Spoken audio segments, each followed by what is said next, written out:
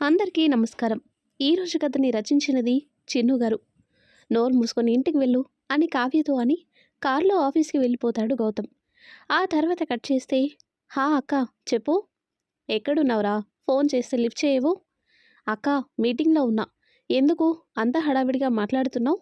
రేయ్, కావ్య అక్కడి నుంచి వచ్చేసిందా? అది అక్క నాతో ఏదో మాట్లాడాలని అంది. ఇద్దరం బయటికి వెళ్ళాం. దాన్ని అక్కడే వదిలేసి నువ్వెళ్ళు అని వచ్చేసా. అక్కడే అంటే ఎక్కడా అని అడుగుతుంది సుజాత. అది అది సిటీ అవుట్స్కట్స్ అక్క. రేయ్, కావ్య ఫోన్ చేసి హలో అంది. తర్వాత కాల్ కట్ అయింది. తిరిగి నేను చేస్తుంటే స్విచ్ ఆఫ్. వాళ్ళ అమ్మ వాళ్ళ ఇంటికి ఫోన్ చేస్తే రాలేదు అన్నారు. ఇప్పుడు టైము 6 అవుతుంది. పొద్దున్ననగా వెళ్ళిన పిల్ల ఇంకా రాలేదు. నీకు వర్క్లో పడితే ఇంకేం గుర్తుండదు. బాధ్యత లేకుండా పోయిందిరా నీకు. సరేలే అక్క, నేను బయలుదేరుతున్నాలే. సరే, ఎక్కడున్నా త్వరగా తీసుకురా, అమ్మ టెన్షన్ పడుతుంది. ఆల్రెడీ మీ బావకి చెప్పా, ఆయన ప్రయత్నంలో ఆయన ఉన్నారు. సరే అంటాడు గౌతమ్. ఊరంతా తిరిగాక పొద్దున్న కావ్యతో వెళ్ళిన ప్లేస్కి వెళ్ళాడు గౌతమ్. కారు వెలుతురులో ఎవరో ఒక మనిషి చిన్న గుట్టపై కూర్చొని ఉన్నట్టుంది. కానీ రూపం తెలియలేక కారు రూపం ఉన్న చోట ఆపాడు గౌతమ్. కారు వెలుతురు రావడంతో అక్కడి నుండి పరిగెత్తుకుంటూ వచ్చింది కావ్య. కావ్యని చూడగానే కొట్టానంటేనా అని చెయ్యెత్తి, ఏం చెప్పానే నీకు, ఇంటికి వెళ్ళు అంటే ఏం చేస్తున్నావే ఒక్కదానివే ఇక్కడ అంటాడు గౌతమ్. నా హ్యాండ్ బ్యాగ్ మీ చెత్త కారులో ఉంటే ఎలా వెళ్ళమంటారు అంటుంది. ఆ మాటకి కంగు తిన్న గౌతమ్, అయితే పిలవాల్సిందిగా అంటాడు. నేను పిలవటం కాదు, అరిచాను కూడా. మీరు వినిపించుకునే స్టేజ్లో ఉన్నారా? మరప్పుడు ఫోన్ చేయాల్సింది. ఏం బాబు, ఫోన్ మీ దగ్గరే ఉందా? ఎన్నిసార్లు కాల్ చేసి ఉంటాను. ఆఖరికి మెసేజ్ కూడా చేశా. తమరు రెస్పాండ్ అవ్వకపోయేసరికి వదినకి కాల్ చేశా. హలో అన్న, అంతే. ఛార్జింగ్ లేక ఫోన్ డెడ్ అయింది. తప్పు తనదే అని అర్థమైన గౌతమ్ వెళ్ళి కారులో కూర్చున్నాడు. ఎంతసేపటికి కావ్య రాకపోయేసరికి హారన్ కొడతాడు. ఆఖరికి తనే కారు నుండి దిగి, హేయ్, నీకు హారన్ కొడుతుంటే వినిపించట్లేదా, రా వెళ్దాం అంటాడు. నేను రాను, కావాలంటే మీరే వెళ్ళండి అని అటుగా తిరిగిన కావ్యని, నీకేం పిచ్చి పట్టిందా, అసలే లేట్ అయింది, ఈ ప్లేస్ కూడా అంత మంచిగా లేనట్టుంది, రా వెళ్దామని తన చెయ్యి పట్టుకున్నాడు గౌతమ్. నేను రాను, కావాలంటే మీరెళ్ళండి అని చెయ్యి విదిలిస్తుంది కావ్య. సరే నీ ఇష్టం అని వెళ్ళిపోతున్న గౌతమ్ని వెనక నుంచి వచ్చి గట్టిగా హత్తుకుంటూ, సారీ గౌతమ్, నేను కావాలని మిమ్మల్ని బాధ పెట్టాలని అలా మాట్లాడలేదు, ప్లీజ్ ఎక్స్క్యూజ్ చేయండి, మీరిలా ముభావంగా ఉంటే అసలేం బాగోట్లేదు అని ఏడుస్తున్న కావ్యని గౌతమ్ వెనక్కి తిరిగి చిన్నగా నవ్వుతూ ఆమె మొహాన్ని అతని చేతుల్లోకి తీసుకుని ఆమె కన్నీళ్లను తుడుస్తూ, 2 రోజులు నేను కఠినంగా నువ్వు చెప్పేది పట్టించుకోకుండా ఉంటేనే నీకు ఇలా ఉంది. మన ఎంగేజ్మెంట్ అప్పటి నుండి ట్రై చేస్తున్నా నీతో మాట్లాడాలని. నువ్వు వినిపించుకునే స్థితిలో ఉన్నావా? లేదు. ఇప్పుడు అర్థమైందా? ఒక మనిషిని హర్ట్ చేయటం చాలా తేలిక. నీకది అర్థం కావాలని ఇలా చేశాను అంటాడు. సారీ చెప్తున్నా కదా గౌతమ్ అని తల పైకెత్తి అంటుంది కావ్య. సరేలే, నీ మీద నాకు ఎలాంటి కోపం లేదు అంటాడు. నిజమా? నిజంగా నిజం. సరే ఇంక పోదాం పదా, ఇప్పటికే చాలా లేట్ అయింది, అమ్మ వాళ్ళు కంగారు పడుతూ ఉంటారు. సరే గౌతమ్, నన్ను ఎత్తుకోవా, కాళ్ళు చాలా నొప్పిగా ఉన్నాయి. ఏం తింటున్నావే, ఇంత బరువున్నావు అంటాడు కావ్యని ఎత్తుకుంటూ. ఏమైనా తిన్నావా అంటాడు. తిన్నా, ఆ పచ్చి ఆకులు, మట్టి ఇంకా చాలా. లేకపోతే ఏం తినాలి, ఎక్కడి నుంచి తెచ్చుకొని తినాలి, తమను నన్నేమైనా వదిలేసింది 5 స్టార్ హోటల్ ముందా మరి? గౌతమ్, నాకు కాళ్ళు బాగా నొప్పిగా ఉన్నాయి, ఇంకా చాలా ఆకలిగా ఉంది, నేను కాసేపు పడుకుంటాను, ఊర్లోకి వెళ్ళాక ఎక్కడైనా ఆపవా తినడానికి? సరే ఆపుతాలే, పడుకో కాసేపు అంటాడు. సారీ కావ్య, ఇదంతా నా వల్లే అనుకుంటూ కార్ డ్రైవ్ చేశాడు గౌతమ్. ఆ తర్వాత కట్ చేస్తే రెస్టారెంట్లో, ఎస్ సార్, ఆర్డర్ ప్లీజ్, ఏం తింటావో చెప్పే అంటాడు. 1 chicken biryani, 1 chicken manchurian, 1 chicken lollipop, 1 fish fry, అంతే. మరి నీకేం కావాలో కూడా చెప్పు అంటుంది. ఏంటి, ఇవన్నీ నీకు ఒక్కదానికే తినడానికే అంటాడు. నిన్న నైట్ నుండి తినలేదు, మరి బాగా ఆకలిగా ఉంది అంటుంది. సరేలే బాబు, ముందు ఇవి పట్టుకురా, తర్వాత చూద్దాం అంటాడు గౌతమ్. ఆర్డర్ చేసిన ఫుడ్ వచ్చాక కావ్య అన్నీ కొంచెం కొంచెం తిని, అమ్మయ్య ఇక పద గౌతమ్ అని లేచి నిలబడిన కావ్యని చూసి, ఏయ్ ఏంటి మరి మిగిలిన ఐటమ్స్ అన్నీ ఏం చేయాలి అని అడిగాడు గౌతమ్. నేను ఐటమ్స్ అన్నీ ఫుల్గా తింటానని చెప్పానా? బాగా ఆకలిగా ఉంది అన్నా. కానీ ఏదో ఆకలిగా ఉండి ఒక ఐటమే అయితే ఎక్కువ తినలేక హాఫ్ స్టమక్తో ఉంటాయేమో అని ఆర్డర్ ఇచ్చా అంతే అంటుంది. అమ్మ తల్లి, నీ తెలివికి జోహార్లు అని చేతులెత్తి నమస్కరించి ఇప్పుడు ఈ ఐటమ్స్ అన్నీ అనబోయాడు గౌతమ్. అంతలో అయితే ఇప్పుడు నన్నేం చేయమంటావు గౌతమ్ అంది కావ్య. బాబు బేరర్, ఒక ప్లేట్ దాంతోపాటు బిల్లు పట్టుకురామ్మా అని బేరర్కి చెప్పి, ఏయ్ రావే కూర్చో, కాసేపు నాకు కంపెనీ ఇద్దువు అంటాడు. "హ్మ్, సరేలే అంటుంది. గౌతమ్ తింటున్నంతసేపు అతన్ని చూస్తూ ఉండిపోయింది కావ్య. కావ్య చూపుని గమనించిన గౌతమ్, ఏంటి మేడం గారు అలానే చూస్తున్నారు? ఏం లేదు అన్నట్టు కళ్ళతోనే సమాధానమిచ్చింది. కొంచెం తక్కువ చూడమ్మా, దిష్టి తగులుతుందేమో మరి అన్నాడు గౌతమ్ నవ్వుతూ. గౌతమ్ అంటుంది. Hey, just joking, don't get serious అంటాడు. అలా ఇద్దరు తినేసి బిల్ కట్టి ఇంటికి వెళ్తారు.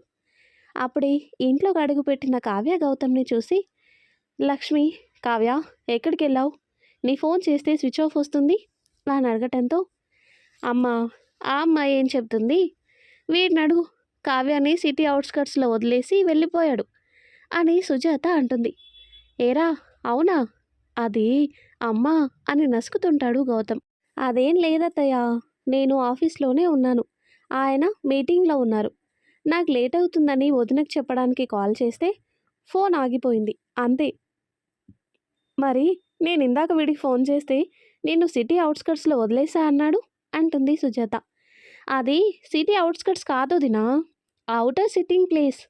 మేబీ మీకు అలా అర్థమయ్యి ఉంటుంది అంటుంది.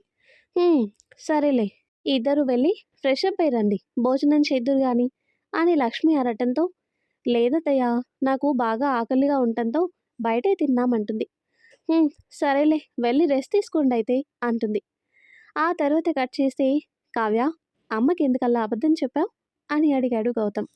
అది అదేం లేదు గౌతమ్, మిమ్మల్ని మీ ఇంట్లో వాళ్ళందరూ ఇష్టపడతారు. వాళ్ళకి మిమ్మల్ని తిట్టే హక్కు ఉంది, కొట్టే హక్కు ఉంది కూడా. బట్ నేనున్నప్పుడైతే కాదు. నేను మీ భార్యను. నేనున్నప్పుడు వేరే వాళ్ళ ముందు మీరెప్పుడూ గౌరవంగా ఉండాలి.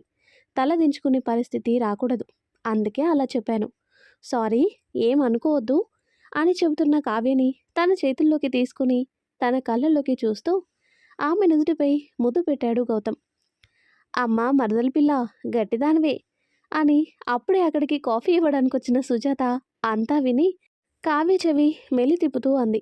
సారీ వదినా అంటుంది కావ్య. సారీ ఎందుకులే, కానీ గట్టిదానివే అని సుజాత అంటంతో ముగ్గురు నవ్వుకుంటారు. సరే, ఇప్పటికే లేట్ అయింది, ఇంకా రెస్ట్ తీసుకోండి అని వెళ్ళబోతున్న సుజాతతో, అక్క, బావేడే రాలేదా ఇంటికి? అది ఆయనకి బయట కొంచెం పనుందంటారా, మీరిద్దరు ఇంటికి వచ్చేసారని చెప్పాను. సరే అయితే పని చూసుకొని వస్తా అన్నాడు. సరే, గుడ్ నైట్ రా అని వెళ్ళిపోయింది సుజాత.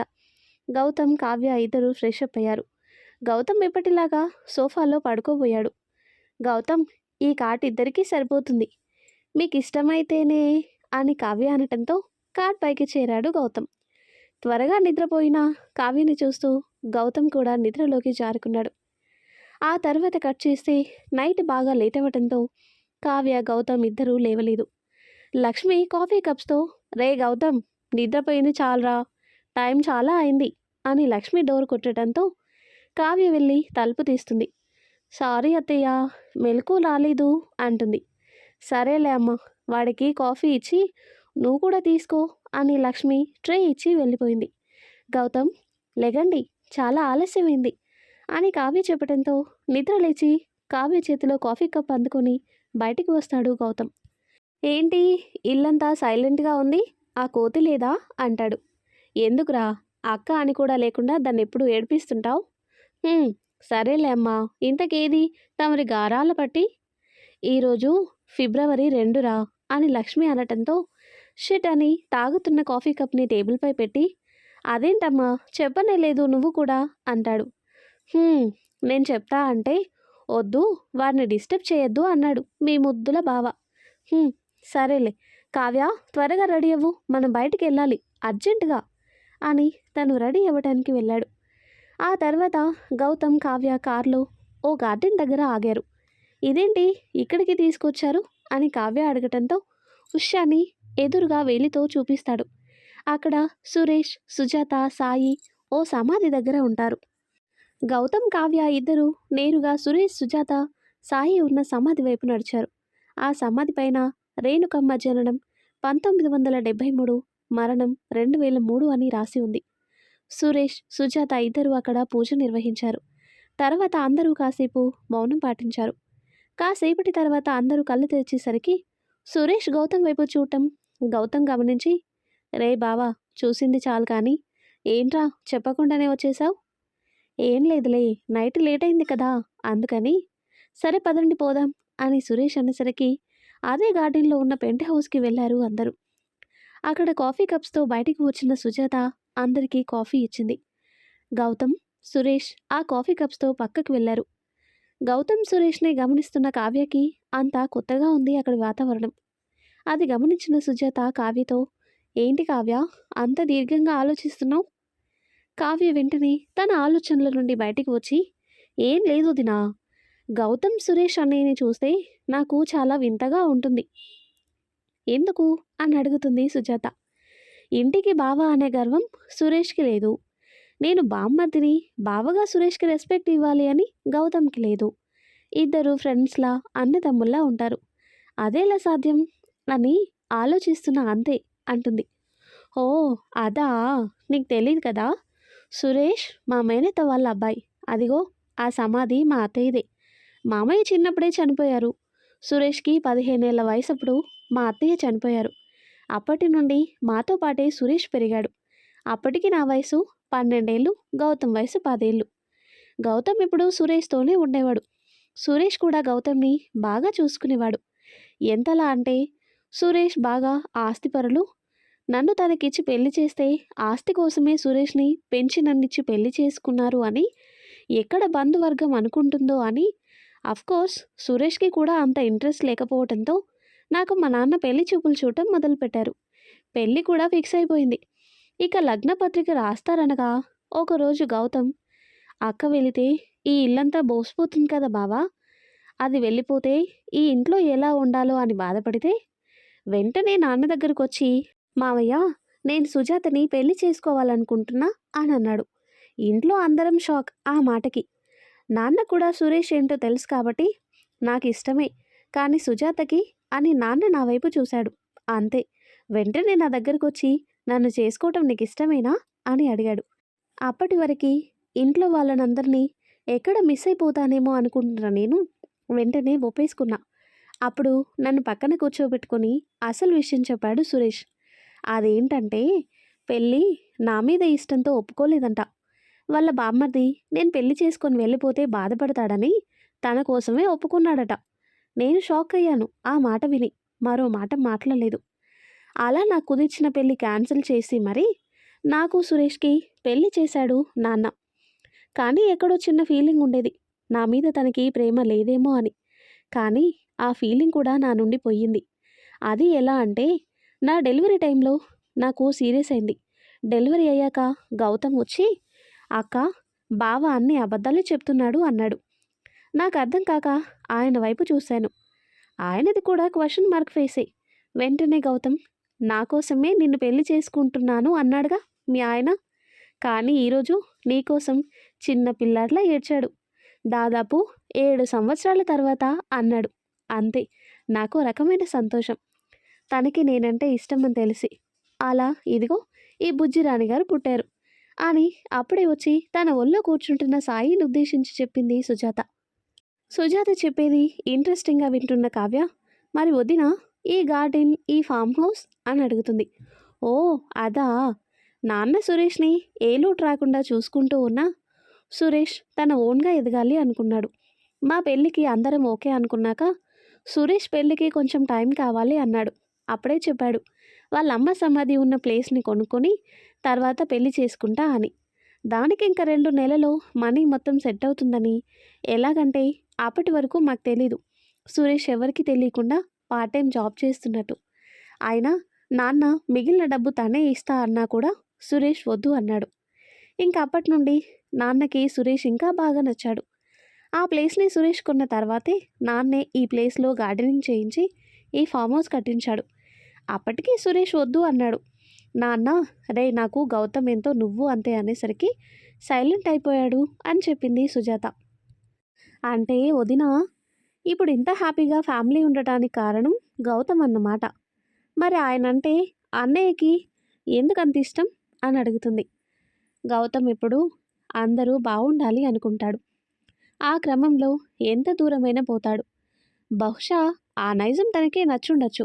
అంతేకాదు, గౌతమ్ తన లైఫ్లోకి వచ్చాక తను చాలా హ్యాపీగా ఉన్నాడని సురేష్ ఫీలింగ్. అందుకే ఇద్దరూ కలిసే ఉంటారు, కలిసే ఏదైనా ఒక నిర్ణయానికి వస్తారు అని చెప్తుంది.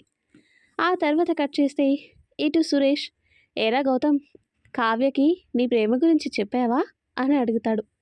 లేదు బావా, ఈరోజైనా చెప్పాలి. తొందరగా చెప్పురా, సొంత పెళ్ళానికి సైట్ కొట్టే నిన్ను చూడలేకపోతున్నాను రా బాబు అంటాడు సురేష్. నీకేం బాబు, అది అసలు విషయం చెప్తే ఎలా రియాక్ట్ అవుతుందో అంటాడు. అలా అని ఎంతకాలం, 2 ఇయర్స్ అయిపోయింది తనని చూసి. చెప్పేయిరా. ఈరోజు చెప్పేస్తానులే బావా.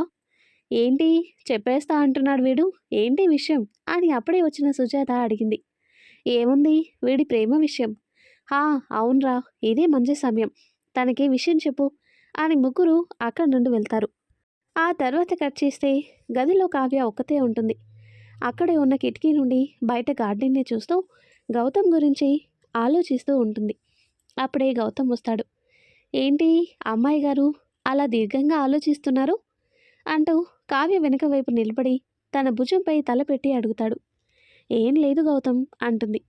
కావ్య, నేను నీతో చాలా రోజుల నుండి ఒక విషయం చెప్దాం అనుకుంటున్నా అంటూ కావ్యని తన 2 చేతులతో తన వైపుకు తిప్పుకొని చెప్తాడు గౌతమ్. ఏంటి అని కావ్య తన కళ్ళతోనే సైగ చేసింది. అప్పుడు గౌతమ్ తన ప్యాంట్ జేబులో నుండి చిన్న బాక్స్ ఒకటి తీసి కావ్యకిస్తాడు. కావ్య అనుమానంగానే ఆ బాక్స్ ఓపెన్ చేసి లోపలున్న వస్తువును చూసి షాక్ అవుతుంది. ఈ రింగ్ ఈ రింగ్ మీకెక్కడిది అని అడుగుతుంది. ఇచ్చిందానివి నువ్వేగా, నీకు గుర్తుకు లేదా అంటాడు. అంటే మీరు మీరు అంటుంది. అవును, నేనే అంటాడు గౌతమ్. ఆ మాటతో కావ్య కన్నీళ్లతో వచ్చి గట్టిగా గౌతమ్ని హత్తుకొని, ఈడియట్, ఇన్ని రోజులు ఎందుకు చెప్పలేదు అంటుంది. నువ్వు నన్నుగా ఇష్టపడాలని అని తన కళ్ళలోకి చూస్తూ చెప్పాడు గౌతమ్. అంటే ఈ 2 ఇయర్స్ నీ వెంటే ఉన్నా, ఆఖరికి నాన్నకు కూడా నిన్ను చూపించా. ఎలా ఇదంతా అని అడుగుతుంది. ఏముంది, మీ నాన్నకి యాక్సిడెంట్ అవ్వగానే బ్లడ్ ఇవ్వడానికి వచ్చిన నేను నిన్ను చూశాను. అప్పుడే నువ్వు నాకు నచ్చావు. కానీ ఎమర్జెన్సీ పని పట్టడం వల్ల బ్లడ్ ఇచ్చి నిన్ను మీట్ అవ్వకుండానే వెళ్ళిపోయాను. ఆ తర్వాత నువ్వు నా కోసం హాస్పిటల్ రిసెప్షన్లో ఇచ్చిన రింగ్ అండ్ లెటర్ బావ ఫ్రెండ్ డాక్టర్ సరిత వల్ల నన్ను చేరాయి. అప్పటికే నువ్వు నచ్చడంతో నీ అడ్రస్ హాస్పిటల్లో తీసుకున్నా.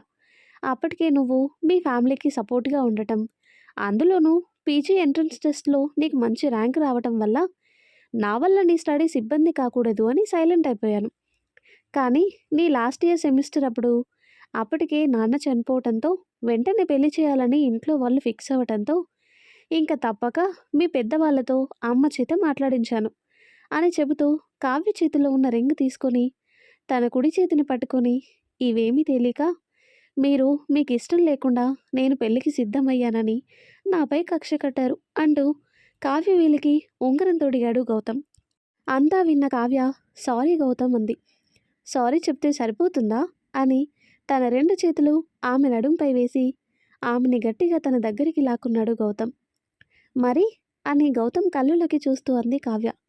ఆమె మొహం తన 2 చేతులలోకి తీసుకొని తన కళ్ళల్లోకి చూస్తూ తనని దగ్గరికి తీసుకుంటున్న గౌతమ్ని తోసేసి, అమ్మా ఇప్పుడు కాదు, దానికి కొంచెం టైం ఉంది అని అక్కడి నుండి సిగ్గుతో వెళ్ళిపోతుంది కావ్య. ఆ తర్వాత ఏం జరుగుతుందో నెక్స్ట్ వీడియోలో తెలుసుకుందాం. ఎంతో ఇంట్రెస్టింగ్గా ఉండే ఈ స్టోరీ నెక్స్ట్ పార్ట్స్ కోసం ఈ వీడియో లైక్ చేసి మన ఛానల్ని తప్పకుండా సబ్స్క్రైబ్ చేయండి. ఫ్రెండ్స్, ఈవినింగ్ తప్పకుండా లెంతీ స్టోరీ అప్లోడ్ చేస్తాను. ఓకేనా? Thanks for watching.